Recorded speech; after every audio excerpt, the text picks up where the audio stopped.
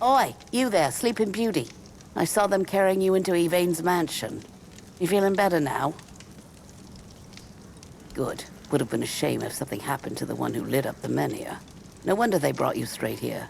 Tell me, did you get to see our lord? Or just that snake of his, Anselm? Sorry, stranger. I meant no offense. Name's Morag. I'm the innkeeper around here, though, as you've probably seen, there's not much of an inn left to keep. Truth is, I was hoping that, with what happened at the menhir and all, you might have Lord Yvain's ear. And maybe you'd be kind enough to whisper a thing or two into it on my behalf?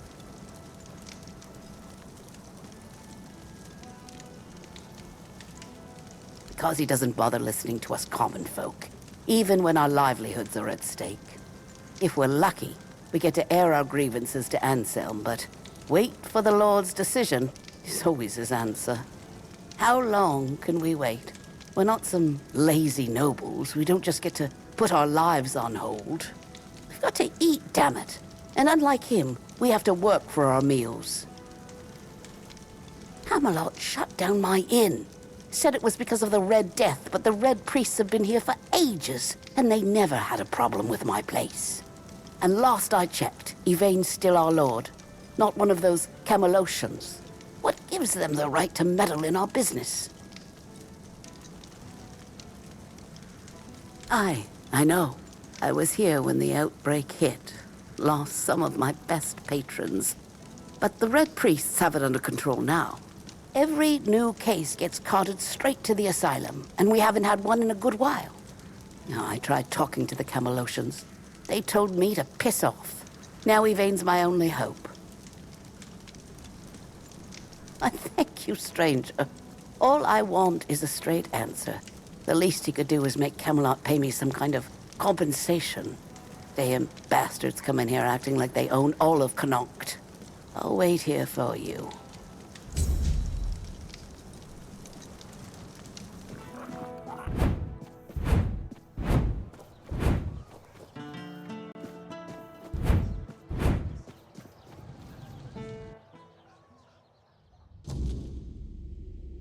If I just stay put, everything will be just fine. I wasn't expecting company.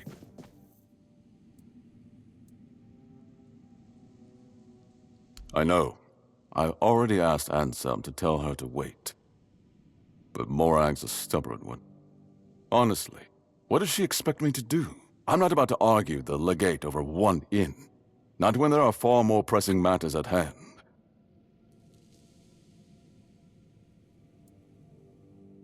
I don't doubt that. But Connacht is in a precarious position. I wouldn't be surprised if Denholm shuts the inn down out of fear of rebellion. And I'm hardly in a position to challenge his decision. We all have to endure these inconveniences a little longer.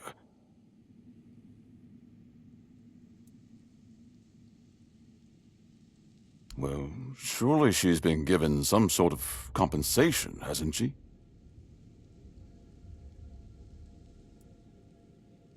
Oh, that is unfortunate. I can see why she's upset. Very well. Tell her she'll be paid part of the damages from my coffers, and I'll speak with Denholm about her situation. When I have the time. I can't offer more than that. As long as this stalemate with Camelot holds, reopening the inn is out of the question.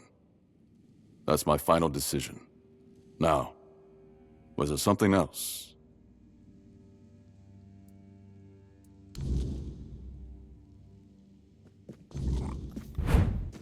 You startled me.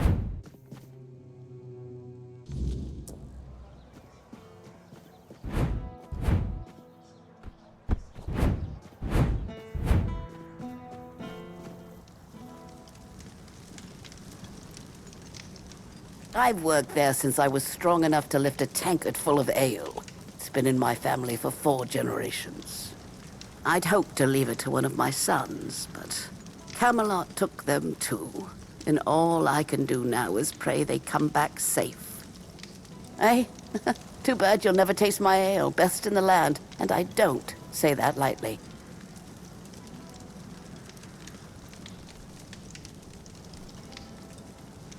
It wouldn't be the same. The secret to good ale isn't just the recipe, it's the ingredients.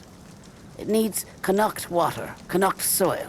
Without that, it's just the same slop they sell everywhere else.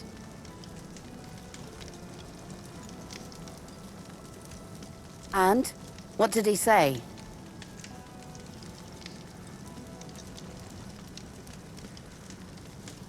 But the inn stays closed? Figures. So now instead of standing around here, I'll be stuck at home, hoping those thugs from Camelot will graciously pay what they owe me. I'd say it's better than nothing, but honestly, it's barely that. Eh? Should have known better than to count on that good-for-nothing lordling. Thank you, stranger. I'm glad at least someone here still cares about the common folk.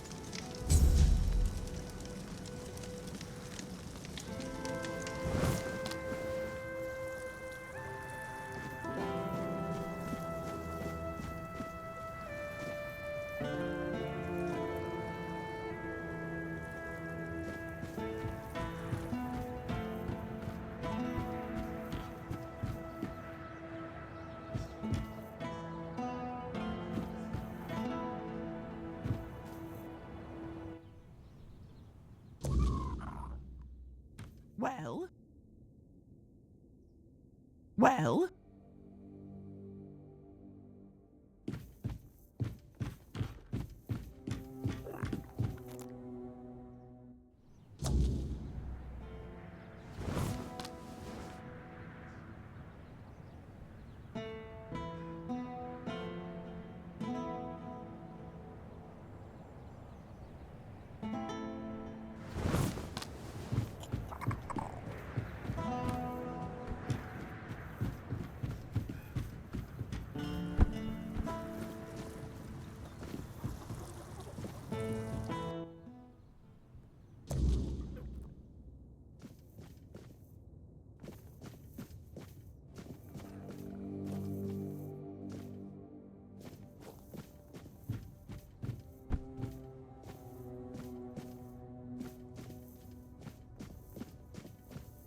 You startled me. Welcome to my home, stranger. Whatever brings you here, know that the Langfords were always known for hospitality, even in times like these. Sit down. Have a drink with me. This is precisely what you should expect from the Langfords. This place has seen better days, sure. Used to be full of people. Now no one bothers. Not since things turned sour. But it's still mine. I was born here, and I'll die here. Let those damn Camelocians try and drag me out. That said, do you have anything we could drink?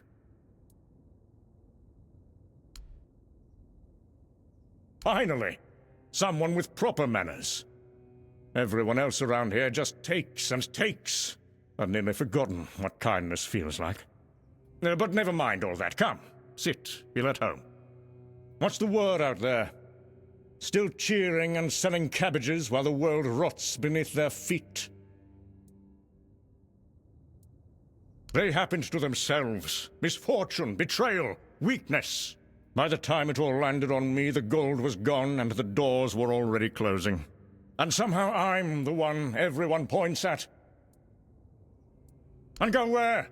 Wander the roads like some beggar? My family has lived in this town for centuries. I'd rather be crushed beneath the stones my forefathers placed here than abandon them. Survive as what? A nobody scraping by, begging favors. Better to die remembered here than live forgotten out there. All alone? Not quite. There's one left. A servant. Stays up in that shed on the roof. She doesn't talk much, though. She's probably waiting for me to croak, so she can sell the place for scrap. But she'll be waiting a while. I've outlived better people. My uncle's betrayal is what started it all. He convinced my father to invest the family fortune in a new mining venture in the northern hills. He said the ore will make us wealthier than ever. Ha! The mine flooded, the workers died, and the council demanded reparations that bled us dry. Then the vultures descended.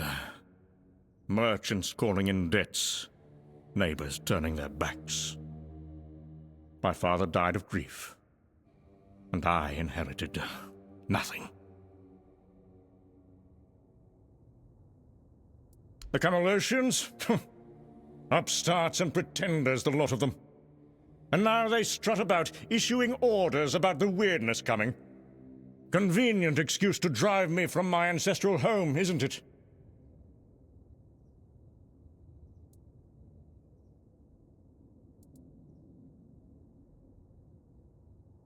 Believe? I've heard tales of the so-called weirdness ever since I was a child. Always coming, never arriving. Just another ghost story they use to control the weak-minded. My grandfather told me how the Camelosians used the same trick 50 years ago, to seize the eastern valleys. Danger coming, we must relocate for safety. And look who owns those fertile lands now. I wasn't born yesterday. This house has stood through worse than some mystical threat they can't even properly describe. Leaving already? Well, I suppose that's to be expected. Everyone leaves in the end. Go on, then. Back to your important business. But tell others what you saw here. The last Langford, holding his ground, while the world crumbles.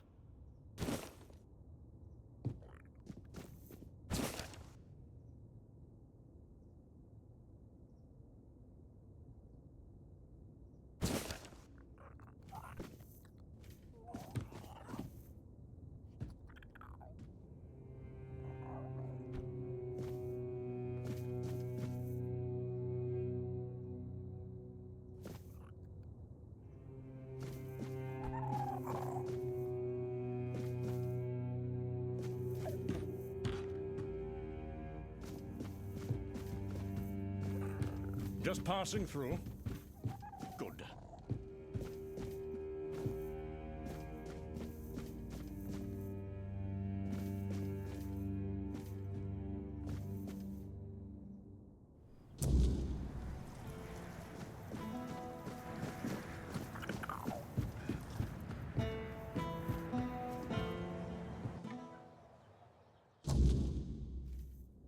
Ah, a visitor. Let me guess.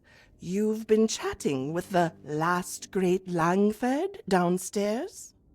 I could hear his booming voice from up here. Always the same stories, the same complaints.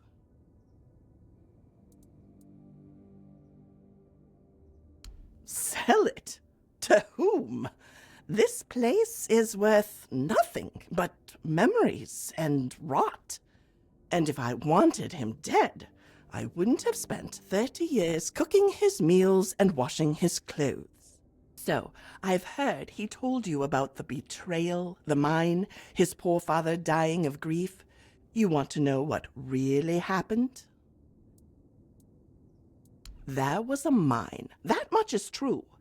But it wasn't his uncle's idea to dig. It was his.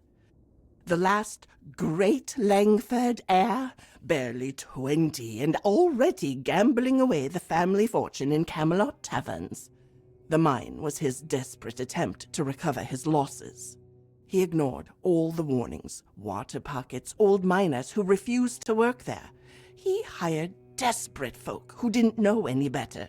When it collapsed, 27 miners died. And not a single coin was spent on their families until he was forced to pay up. He blames everyone for his family's downfall, except himself. Sir Senric was a good man. He didn't die of grief. He died trying to make things right. Traveled to every family that lost someone, offering what compensation he could. Worked himself to exhaustion trying to salvage the family name.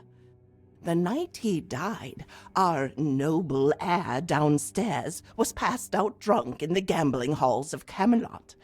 Didn't even attend his father's funeral. The Camelotians offered to help. Some lady wanted to pay half of his debts out of respect for his father. The young drunk threw a wine bottle at her and called her a vulture.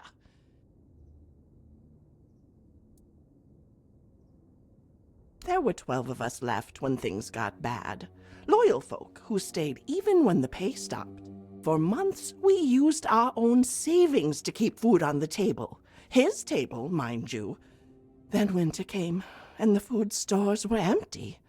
The old groundskeeper froze to death in his cottage because the Lord needed the firewood for himself. The others left one by one. Only I remained, foolish old woman that I am. Not for him, for the promises I made to his father. Watch over my son, Lord Senric asked me as he lay dying. He is lost, but perhaps one day he'll find his way. 30 years I've waited for that day. But now, with the weirdness coming, even promises must sometimes be broken.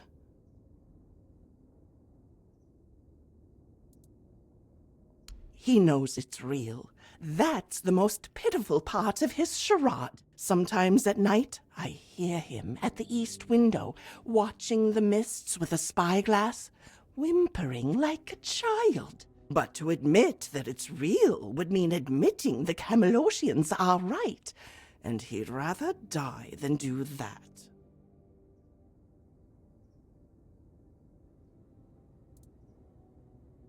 Last week, it took the old mill at the edge of town, turned it inside out. Stones became light as paper. Water flowed upward.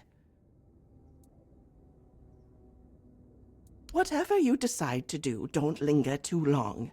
Some ends come whether we're ready or not.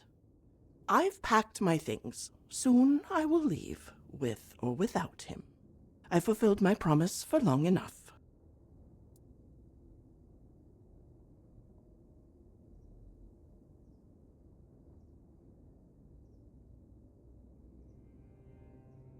And why would I want to leave with him? I think I've carried this burden for long enough.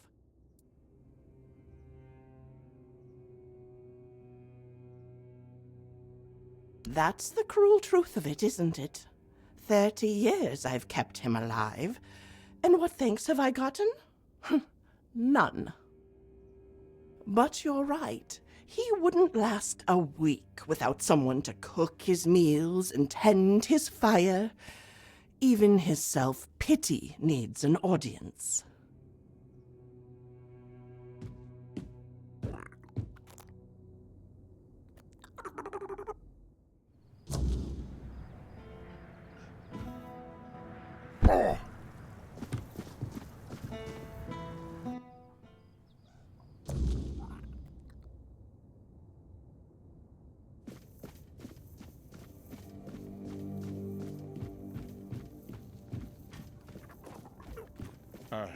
Do you need something?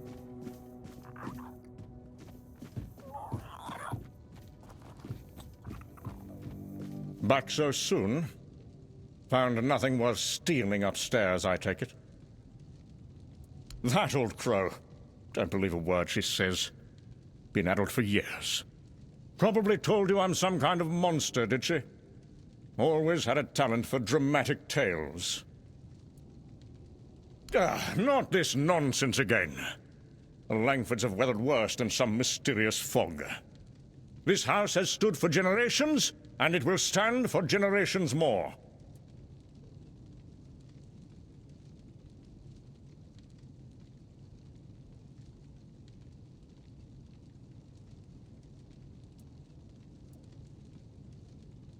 Begging?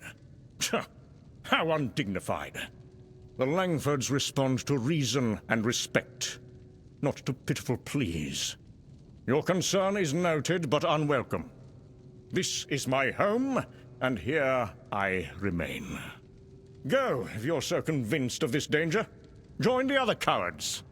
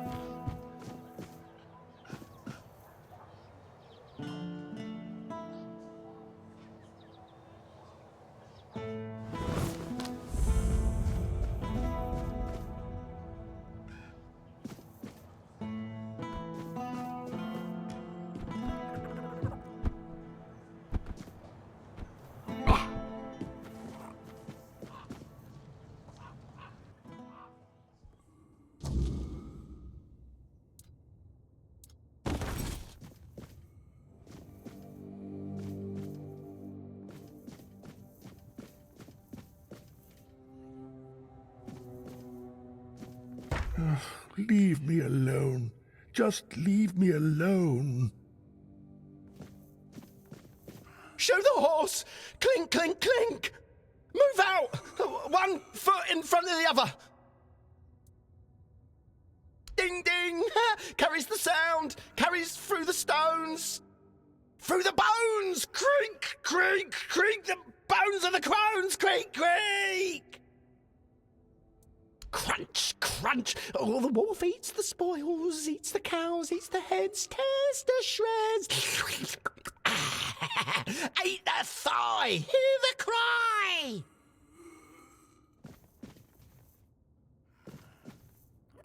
Oh, there. You're going to feel better. Have you come to offer aid? Or do you stand among the wounded? If so, do not let fear grip your heart. Your time will come. Trust the will of the word, and you shall shine. I am but an empty vessel, yearning to be filled with the sacred joy of the word. Now I am perfectly blank and naked. Alone I lie in this cold place, silently watching, patiently waiting. But soon, all shall be perfectly splendid. I have been marked, a gift given to me so that I may pass it on. Tell me, do you wish to become a hollow shell, an obedient corpse, able to hear the voice of the one who guides us to the final act?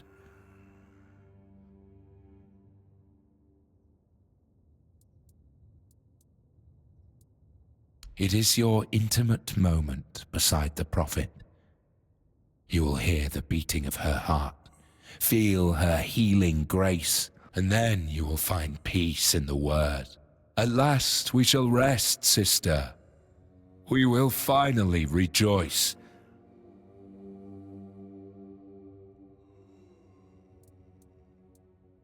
It is a path, one you will walk, guided by the one who bestowed upon me the grace of hollowness. I have received my task, to wait and pass the gift along. It will take but a moment. You will feel no pain. Now, go to the place where I first set foot on this path. There, you will find the one who shall become your shepherd. Soon, you will be reborn.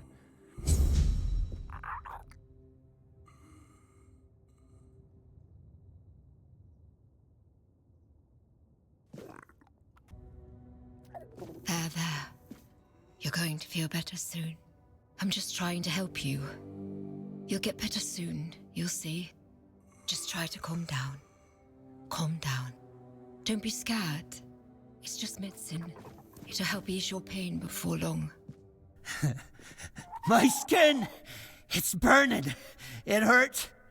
It hurts so much! Leave me! Those cursed scales! Don't touch me! Please don't touch me! No! I'm so scared!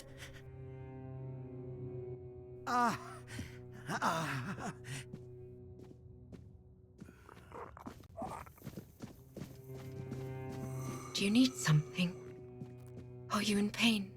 I'll do all I can to help, but I need to warn you that our supplies are quite limited.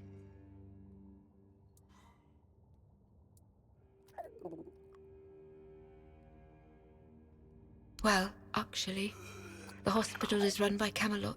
I'm just an apprentice to Neonte, the priestess of the All-Mother here in Connaught. But the healer from Camelot is dead, and Neonte spends most of her time at Lord Yvain's manor.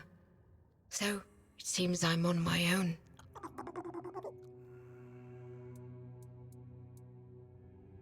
Camelot treats this place like a field hospital. To them, it's temporary. Though I suppose that's their outlook on all of Connaught right now. The legate says Camelot simply can't spare anyone else. According to him, one priestess and her apprentice should suffice. And yet, his soldiers are the ones who are supposed to get priority. Even if they only have a blister, I'm required to treat them before a local with a broken leg. Oh, she thinks I have everything well in hand. As if she doesn't notice it, all falling apart.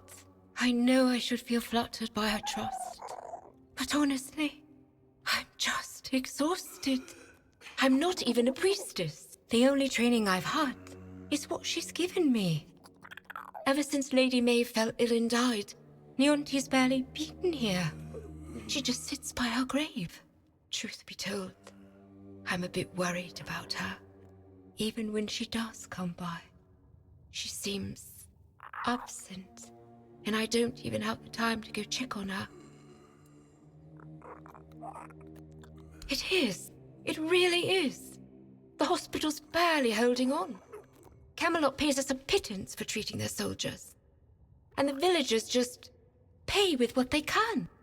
But I can't make medicine with eggs and chickens. And even if I could, I don't have the time. Some days, I dream that someone will swoop in and take it all off my hands. Ideally, it would be Neonte, but I'm not sure I can count on her anymore. Still, maybe it's worth a try.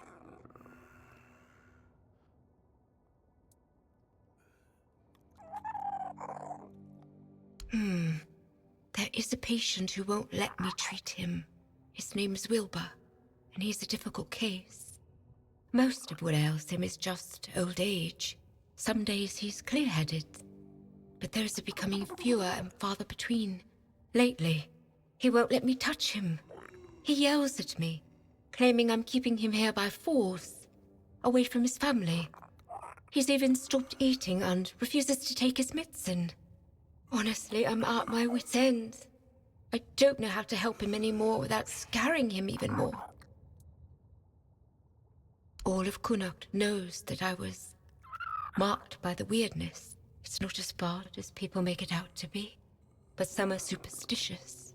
They believe I bring bad luck. When Neonte took me in, there were a lot of whispers, though it got better once I started working in the hospital. Weirdness or not, at least they have a healer. But I'm afraid that, in Wilbur's head, I've become some monstrous figure, keeping him prisoner. You can try, if you'd like. Maybe he'll trust you more than he trusts me. Just